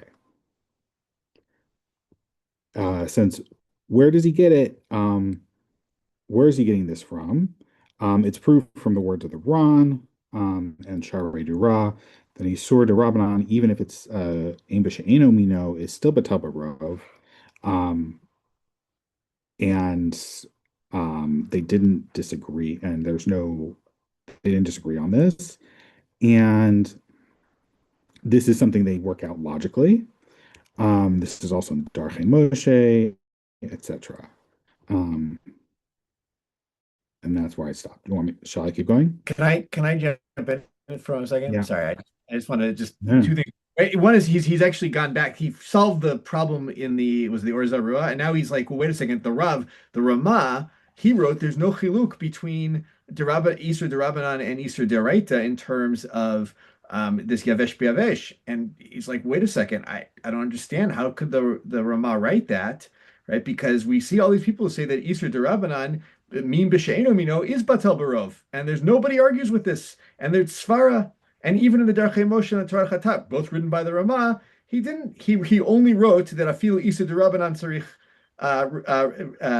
rov v'lo batel chad bechad kemo shiskim beit Yosef. Right? It's so. What's the Rama going on? It doesn't make any sense that he writes this at the end, making it sound like he holds min b'she'eno mino derabanan is batel b'sh Shishim Yavesh Beyavesh. So that's why what do he's you trying. think and Ula Puke, where is he going to take us? He's gonna, yeah, he's going to tell us that you got to read that end of the Ramah as being about the beginning of the Ramah, not but the reason to go with it. But this is like a new kasha here.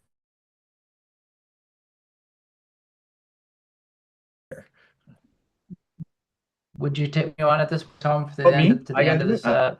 Yes, you. Oh, okay. Puke has All right. Well, I guess Kamashmot by posting. Lafuke Hagat Sharidura Harishona Niskeret. All right. That's to the exclusion or the Sharidura, the first one that I mentioned, which was the 1-and-1 case, right? That was the Orzarua, the 1-1 case where you could eat both. Okay, so no one agrees with you're going to be that lenient. Aval mehad isur derabanan eno batel barov shelo b'mino. Lo isker, right? But he didn't ever the fact that an Easter Rabbanan isn't Batel Barov when it's Min B'Shem, that was never mentioned. Rav Lo Kai Ela Aresha. So what does it seem that the Rav, the Ramah, is referring to the beginning of his statement that Sarich Bitul Rov, right? That you need a Tul Barov in Yavesh Bevash. Velo Sagi Chad Bechad. In other words, it's all what he's saying that it doesn't make a difference between Derabanan and Deraita. He's fighting with the Or Zarua there. He's not talking about the difference between Min B'Mino and Min B'She'eno Mino. He's talking about the difference between do you need only a 1-1 ratio in a Derabanan like the Or Zarua wrote, or do you need a 2-to-1 even in Derabanan, right? B'chol zeh ein chiluk ben Isra Derabanan or Deraita, and in that there's no distinction between a derabanan and deraita. But velishna de bechol dachut ksat, but that's a little bit difficult. But v'chein mashma taz sheitik lashon haran haniskar lael v'shmit hagat harav the ein chiluk bechol. All right, and so that's in this taz. He copies the Ran and he leaves out the Ramaz. There's no distinction in this between the Rabbanan and Deraita. So the solution here is that it sounds like if you read the Ramah straight through, it sounds like he's saying that in Bemin She'eno Mino, there's no distinction whether or not it's an Isra Derabanan or Deraita.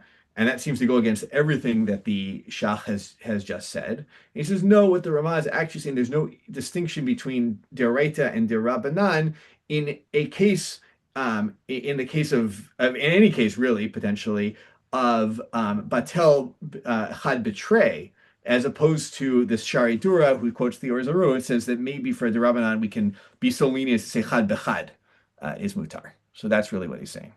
So in the end, he's trying to claim everyone agrees that, at least the Rama agrees with him, that if it's min b'she'eno mino derabanan, isur derabanan, then it's still chad betray. And if it's min b'mino, even deraita, it's chad betray. And if it's min b'she'eno mino deraita isur, then it's chad b'shishim. So that was my summary of the whole thing. I hope that worked. I sort of want to hear that a little slower. So it's in the Ran that we see that even a shelo b'mino derabanan, right? Derabanan Isser in the first place could be batel berov. right? So he first outlined that in the Ran in that earlier part. And that's what seemed so contrary to the Haggah here at the end. It was just sort of, for some reason, saying it doesn't matter if it's an Isur Midrabanan Doraita. So now we're throwing that back on the Reisha. When you say the Reisha, we mean all the way back in the Shulchan Aruch, essentially. Which Yes. line would you put it on? חתיכה שאין ראויה להתכבד, שהיא נראה Oh, באחר. that bar in the Reisha. Yeah, I would even go there. So, Mm. well, really, or maybe chad betrei batil, and I would say there ve'ein chiluk, right? What's the actual language? Ve'ein chiluk bechol zeh ben im isur midrabanan midoraita. It should really go on the shulchan earlier in the Shulchan Aruch. So, Yeah. It does say a little bit bedochak because he does. It's right after he's reiterating shelo b'mino ve'in makiro afilu yavesh b'yavesh tarech shishim. So it feels like he's modifying that last statement, which wasn't even wasn't the little chumrah part. It was right after the little chumrah part about to throw one away or to give to a goy. Because shelo b'mino ve'ino makiro afilu yavesh b'yavesh tarech shishim, that's also a modifier that's running all the way back, correct? yeah. I just want to. I'll make a. I mean, I don't know this for sure, but I want to understand when the Ramah originally wrote his work, the Mappa, he wrote it as like a kind of a kuntras on the Shulchan Aruch, and then the printer stuck it in, and so it's always kind of hard to tell like what part is he modifying in the Shulchan Aruch. And there are plenty of places where it seems that he's going, he's not modifying himself, he's modifying the Shulchan Aruch, but it's. Mm-hmm. Yeah, especially here where we're listing, at least now we have like this Haggah piece is listing like 3 different things. And there right? Well, not 4. and of course there's the very first Haggah, which is that little bracketed part at the very beginning, right after Yavesh B'Yavesh, to Hainu She'eni V'al. Could we Right, so list those 4 things right now? Be good for everybody. Be good for me. I could try. I mean, the Haggah starts here, after the Shulchan Aruch says, Yesh mi she'oser lo chlam adam echad afilu zeh achar zeh. So, right, the Shulchan Aruch is saying some hold that you shouldn't have one person eat these pieces. And the Haggah says, V'chein yesh linhog lechatchila. I would say that's statement 1. Statement 2, V'yesh machmirin. But there is another chumrah, different chumrah, Lashlich echad ulitin loved kachavim. This idea that we saw in the Maharam originally, right? That it's so gross to eat one of these pieces of meat to a God-fearing person. So you should either get rid of one or give one to a non-Jew. So not only to 2 people, which is what the Haggah was saying you needed to do, right? He says you have to give to 2 people. That was statement 1. Statement 2 is there's the chumrah of giving one away to a goy.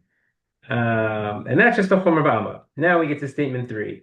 Aval shelo b'mino ve'ein makiro afilu yavesh b'yavesh tarech shishim, which I think is another going back general statement. Just remember all this: if it's in shelo b'mino, and you don't recognize it, of course, even yavesh b'yavesh still needs 60, which again is fine. So that statement can stand if we're talking about an Isur D'Oraita, okay? But then we have the last modifier, ve'en chiluk b'chol zeh ben im ha'isur midrabanan o midoraita. And that's our real debate. Is this modifier going, according to the Shach, this modifier is just going back to the beginning, to something that, I don't know, that we didn't really see here, but something in the Shari Dura, that, and the Or Zarua, that there's no difference between the Darabanan and D'Oraita, meaning you always need rove and not 50-50. I'm just reading it through the Shach now. If I were to read this like I read it the first time, I would have just thought he's saying. Don't read it the wrong way. This is, I think you got it the right way. I'll try to read it the right way. all right, at the risk of giving short Thank you for the listing. Thank you. For yet another important seed, I'd like to move on to Seif Bet. Max, are you up for this one? Yeah, if I start coughing, someone should take off. Okay, Yavesh b'Yavesh shenisbatel chad b'trei, im b'shalan kulan kechad, afilu le'echol kol echad b'fnei atzmo, aser im ein sham shishim mipnei she'arotev benosein tam venivla bechatichos. Okay, so if you have yavish b'yavish, which was mevutal chad betray, and then you cooked all of them, this is passing more of the Rashba. You can no longer eat one at a time unless you also have shishim, because the rotev from your cooking goes into the chatichos, and that's a problem. Ve'im rotzeh levashlan yachad ve'ein sham shishim mutar laharbos alein kidei shir shishim ulevashlan ve'ein bo mishum mevatel iser. But what you can do is, if you want to cook these three pieces together, is you can add in heter in order to get you to the necessary shear. And there's no problem of being mevatel iser lechatchila, because it's technically not iser. When you add in the heter, it is itself, this mixture of three is itself heter. So it's not mevatel iser.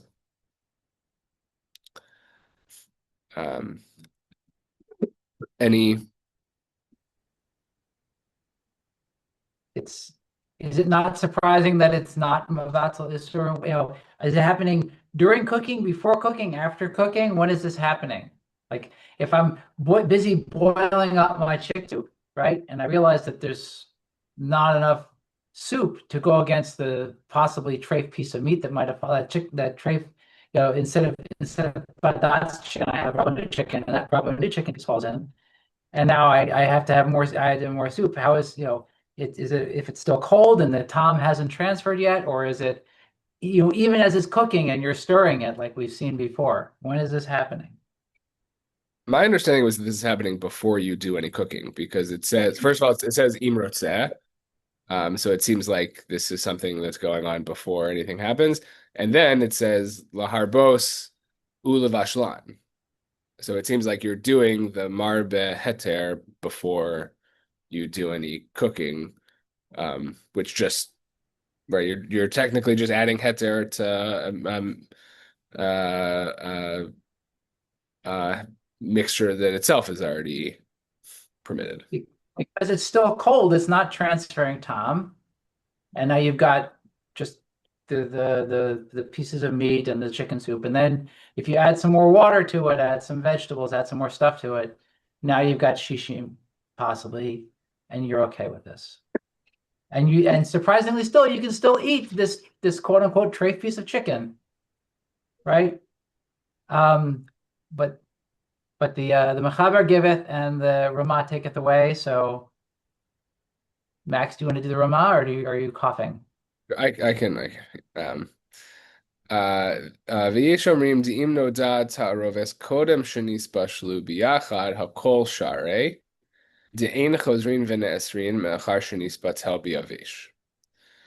And some say that if you found out about the ta'arovet, meaning you found out that there's an iser involved here before you cooked, I mean, I guess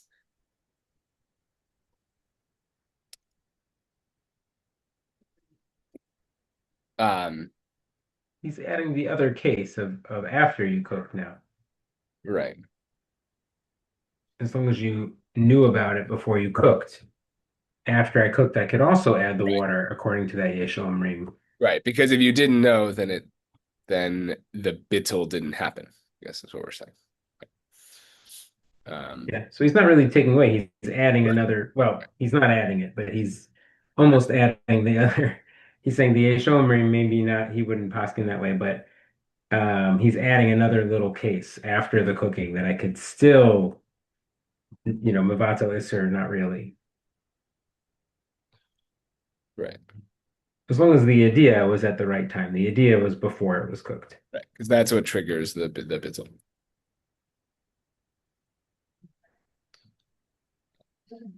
And that is, in itself is a key, right? You need to know that it was that you have to sort of consciously have kavana. Oh, there's something here to be mevatel. Right? That's what he's saying. If you never knew about it and you didn't have 60 against the chicken in there, then what would we have? Well, the worst case scenario is I find out about it after I cooked. Right. If I find out about the fact there was a little trafe there after I cooked, then I never got the bittul barov before I cooked. And now we're in our worst case scenario, right? But as long as I knew about it before I cooked. Now, it's a very weird case because why did I cook it if I knew I had some trafe in there? And why didn't I add the water beforehand? Well, I guess I was relying on the bittul, but it's still a little strange. And he makes it clear that this is You a you kula. also were cooking. That's how the accidents happen in the kitchen. You don't have all those, machshavas. But I agree with you. So I think we've gone all around the room. So we're coming back to our first reader. Eitan, would you do me good Did you bet? read the last words of the Haggah? I don't, maybe I, Yes, Divrei HaMekileh not here. yeah, just It the says, makom that he said he'll use that. yeah. I took care of that, Ori. Eitan, take us home. You want me to read? You said Yud Bet in the Shach? Good in the shach, please. Yes. Im rotzeh levashlan v'chulei. Okay. V'imrot se levashlan v'chulei. Mihu levashlan b'shtei kederot sharei, v'ashfilu bishlam b'shtei kederot, kodem shenoda hata'aravot mutar la'achlan achar kach. Sharei הרשב"א מחמיר כשבישלן יחד, אפילו בישלן אחר שנודע התערובות, והתיר בבישל מקצתן לצד אחד ומקצתן לצד אחד. כמו שכתוב בית יוסף משמו, עד כאן לשונות. So, if you want to cook sorry, I'm just going back into the right. If you want to cook them together, it's permitted to add until the ratios are right to be able to cook them. However, to cook them in two separate pots is permitted. Even if you cook them in two pots, before you actually know that this is a tarovet, it's permitted to eat them afterwards, because the Rashba was machmir when you cook them together, and even when you cook after it's sorry, even when you were to cook them after you know that it's a tarovet, and he permits you to cook some of them in one side, I think meaning one pot, and some of them in another pot, as the Beit Yosef said in his name. So can you make a little bit more what this scenario is that we're talking about? Yeah, so I think the difference here is that the Mechaber is saying if you want to cook these things together, if you want to cook them all together, you'd have to add to this mixture until you get 60 times. But what you can do is you can actually split them apart, so that it's sort of similar actually to like feeding them to one person and feeding it to another. You can split them apart so that part of them are in one pot and part of them are in another pot, and then it's just mutar once you've cooked them. I guess it's similar to sort of this game you're playing of like the chances that it's all in one pot is unlikely, and the chances that it's all in the other pot is also unlikely. Even though, I mean, it's kind of a bizarre din. It's because if you think, if you have, let's say, basically, what are you going to have to do? You have two pieces that are mutter, one piece that's usser. You're going to have to get three pots and cook each one separately, right? Because you don't know which, you have to keep them separately. Now, why wouldn't you say that one of the pots is for sure treif? Is that right? You need And three pots? Or can I do it in two pots? how would you do it in two pots? You potentially put two together that would then be treif. I just assume that because that's sort of the way that the Rashba's case plays out. Or does he's envisioning it's you don't need What's two different explain people. to You just me need to the eat them sense? one at a time. The Rashba's logic is based on if I eat them one at a time. So I guess you're right. Eating them one at a time, the equivalent would be three pots for three pieces. It's the analog Exactly. I to mean, the eating pieces. you could theoretically use the same pot for all three as long as you cook them one at a time, one after the other. You could cook one in the pot and then eat it, and then one in the pot and then eat it, or not. Would that be allowed? Because then you for You're sure adding cooked a treif piece. You for sure cooked a treif piece in this pot. Your pot is now treif. yeah, that's you're making it harder. But I think just imagine the three pots for a second, just to get the clarity. It's the same thing. This pot when I cooked it, it could have been the kosher piece. Now I'm gonna eat the second pot. This is But could I'm be just this most like rove, it's the right piece. Now I'm up to the third pot. I must have already cooked the treif piece. So all exactly. three But of we them could have have said the same. agree. All three of them have a majority against them. But it's kind of it's just interesting because it's different from what you might have said, which is suffix to right to the chumrah. You have a suffix to right to here. You cooked it in a pot, and this pot should be the pot. Maybe the food is mutter, but the pot should be us. I But think that's we'll why the say Beit no. Yosef spent so much time explaining how this isn't a normal case of suffix. That bittul barov is not just suffix; it's a different thing. Right, In this, yeah. exactly. That's the point we're talking about here. Which is why you can be, as we went back previously, which is why you can say it works whether it's midoraita or rabban, because you're not in a suffix world about the fact that there's a tarot. Tarot, excuse me, right?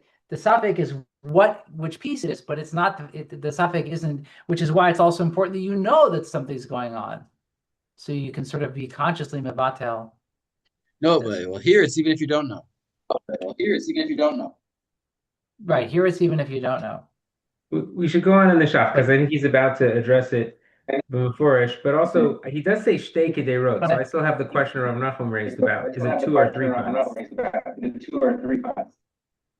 That also, it's like this pot has two pieces, and also is it is the road thing, is it just the meat that's kosher, or are we saying like there's 60 against the meat and then the soup is also okay? But the Shach is about to have a humble opinion. So Itan?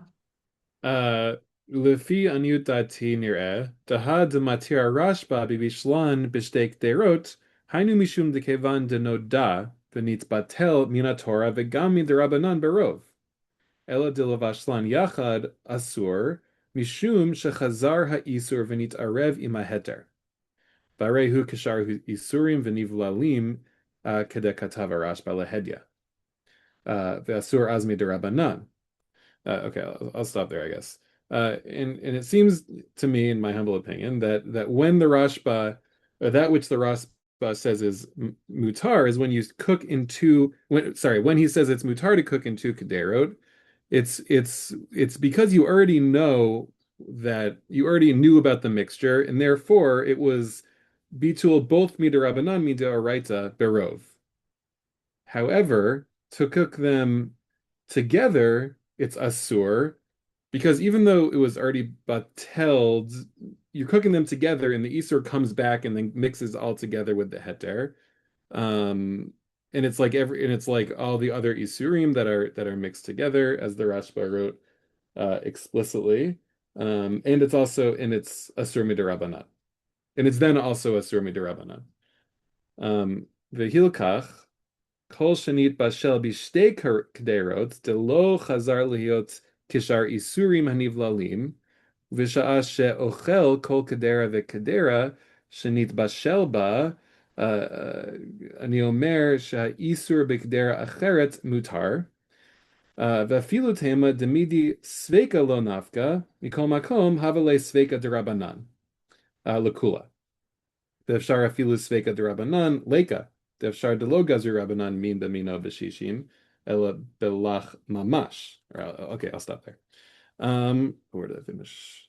Therefore, whenever we cook in two kderot, where sort of the isur hasn't returned and it hasn't mixed together like all other isurim, and when I actually eat each individual kedera that's been cooked, I can say that the Isur is in the other Kedera, and therefore this one is permitted for me to eat. And even if you were to say that oh, that we don't derive this from a safek. In any case, there is it's a sveka derabanan and it's lakula. And it's possible that even there isn't even a sveka derabanan, because it's possible that the rabbis didn't make a gzera on min b'mino with shishim, unless it's really actually lach. I think it means the normal lach case. We're Right. cooking things together. Gotcha. But when it's cooked together already, once it's been batel in rov, they're not machmir after you cook it together. Did I think I translated past You where started translating beyond what you read in Hebrew. yeah, But I was gonna we're say. with you. I was gonna say.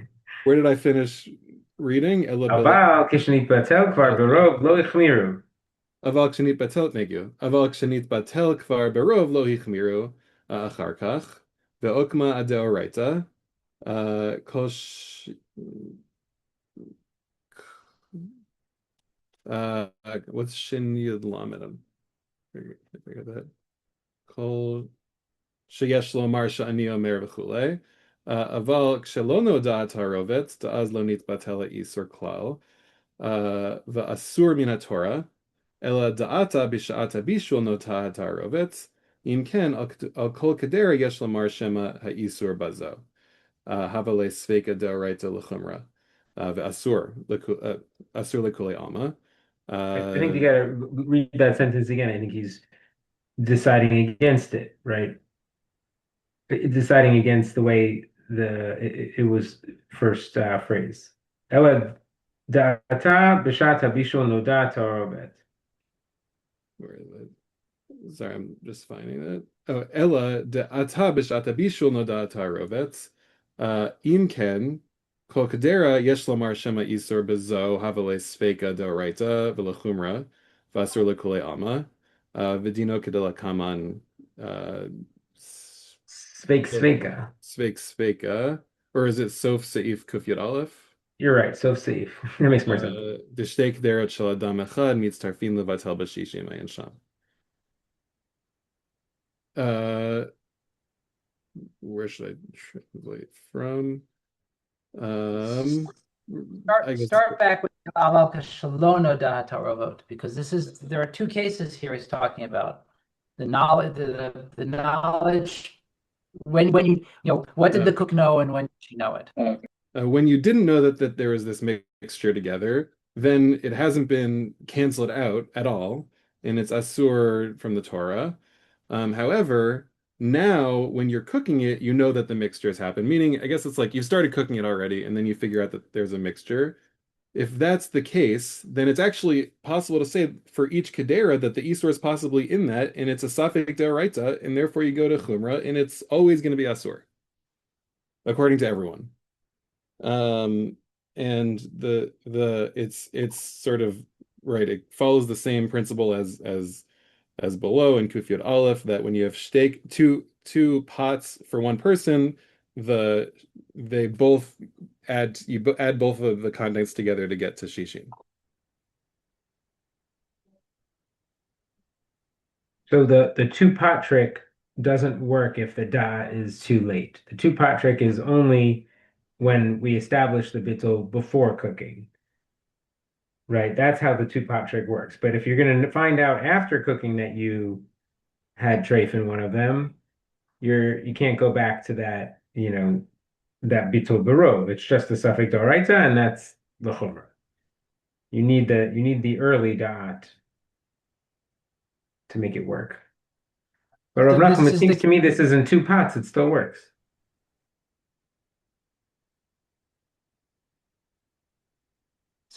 It sounds Yeah, like I know I've got a mix, so I'm gonna take some of the meat, put it in one pot, some of the meat, put it in another pot, cook them up, and then mix them together. But why couldn't you be mevatel barov to begin with? Just say like, here's 3 pieces to mevatel. Now I'm going to cook them all.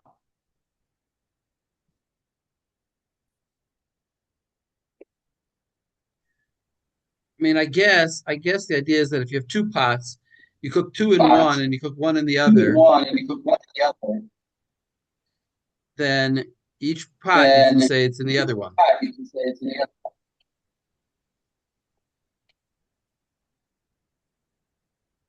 Yeah, in the normal case where there is the bittul, that trick would still work with just 2 pots, it sounded, in the Rashba. Because just the plausible deniability thing works, right? I eat out of the first pot, I say the treif must be in the second pot. I eat out of the second pot, I say the treif must be in the first pot. So it's still working even though there's like a 2-to-1 ratio of the actual pieces of meat, right, in one of the pots. But the actual way that it plays out still the same as when we were eating the pieces one at a time.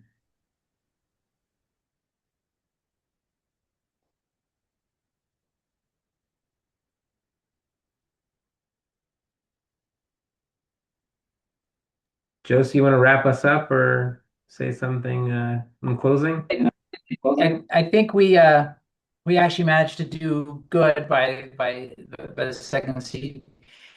This is full of a lot of really surprising, outcomes in terms of how we decide these things with the Yavesh, because it's not always clear. And you're playing a statistics game, and it's not a statistics that we think about. It's not the way we normally think about it. It's not straight out mathematics.